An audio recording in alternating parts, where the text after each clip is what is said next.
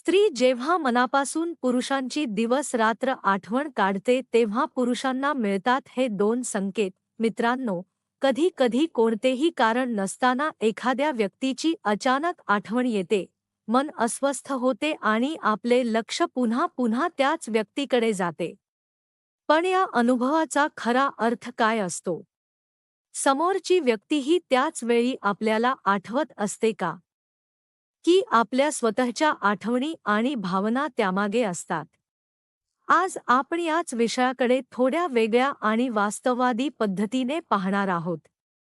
शेवटपर्यंत पहा, कारण शेवटी अशा दोन सामान्य अनुभवांबद्दल जाणून घेणार आहोत ज्यांचा संबंध अनेकदा आपल्या भावनांशी असू शकतो. मित्रांनो, आठवणी आपल्या आयुष्याचा खूप महत्त्वाचा भाग असतात.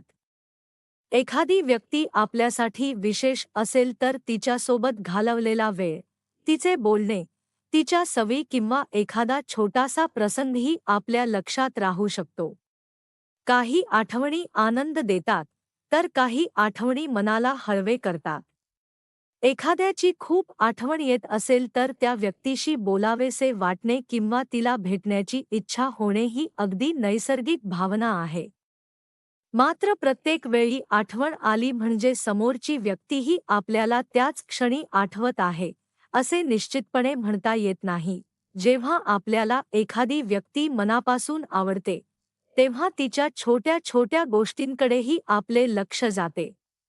ती कोणत्या गोष्टीने आनंदी होते, तिला काय आवडते, तिला कोणत्या गोष्टी त्रास देतात किंवा तिच्या बोलण्यातला एखादा छोटासा बदलसुद्धा आपल्याला जाणवू शकतो. यामागे त्या व्यक्तीबद्दल निर्माण झालेली भावनिक जवळीक असू शकते. ज्याच्याशी आपले भावनिक नाते मजबूत असते, त्याच्याशी संबंधित माहिती आणि अनुभव आपल्या मनात अधिक काळ टिकून राहू शकतात. मित्रांनो, एखाद्या व्यक्तीसोबत आपण बराच वेळ घालवला तर तिच्या सवयी आणि विचार आपल्या परिचयाचे होतात. तिच्यासोबत घडलेल्या अनेक घटना आपल्या आठवणींचा भाग बनतात.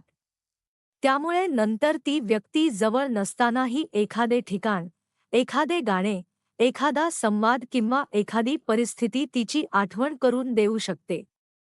याचा अर्थ आपल्या मनाने त्या व्यक्तीला आपल्या अनुभवांशी जोडलेले असते. आपल्या भावना आपल्या लक्षावरही परिणाम करतात.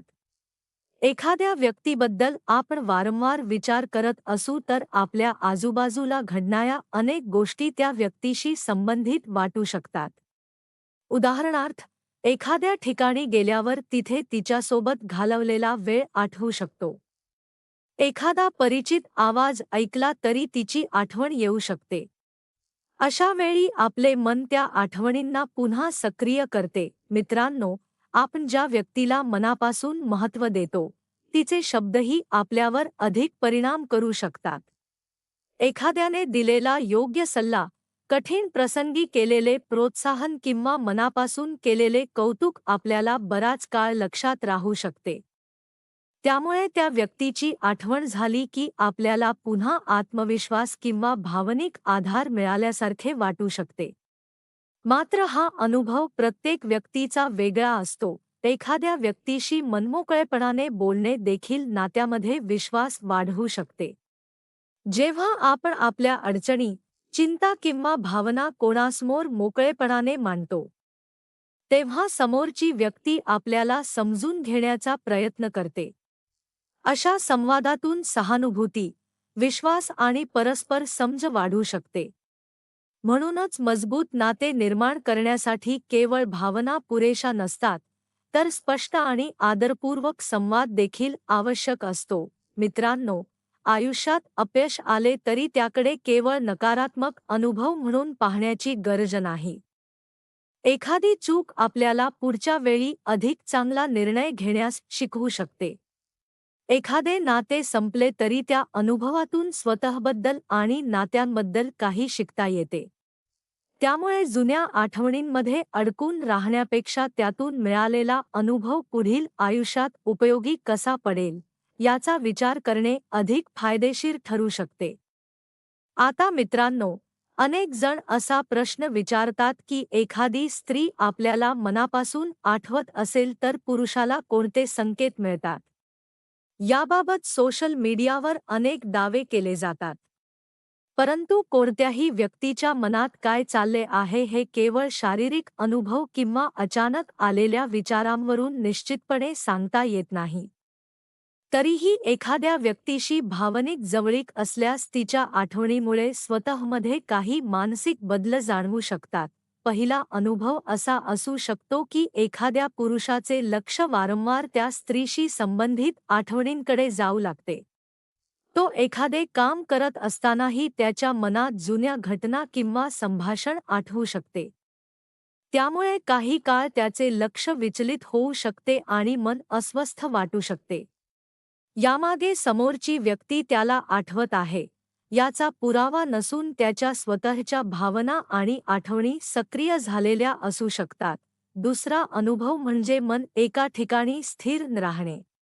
शरीर एखादे काम करत असले तरी विचार मात्र सतत त्याच व्यक्तीभोवती फिरत राहू शकतात. एखाद्याची आठवण खूप तीव्र असेल तर काही काळ एकाग्रता कमी झाल्यासारखी वाटू शकते. अशावेळी स्वतःला दोष देण्याची गरज नाही.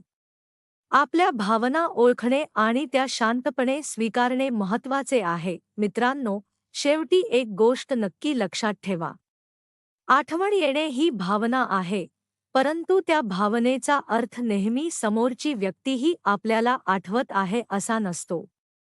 एखाद्याबद्दल मनात भावना असतील तर अंदाज बांधण्यापेक्षा योग्य वेळी त्या व्यक्तीशी स्पष्ट आणि आदरपूर्वक संवाद साधणे हा अधिक विश्वासार्ह मार्ग आहे. नात्यामध्ये गैरसमज वाढवण्यापेक्षा विश्वास, संवाद, सन्मान आणि समजूतदारपणा वाढवणे महत्त्वाचे आहे. आपल्या मनातील भावना समजून घ्या. समोरच्या व्यक्तीच्या भावनांचाही आदर करा आणि आठवणींना आपल्या आयुष्यावर नियंत्रण ठेवून देता त्यातून चांगले अनुभव घेण्याचा प्रयत्न करा.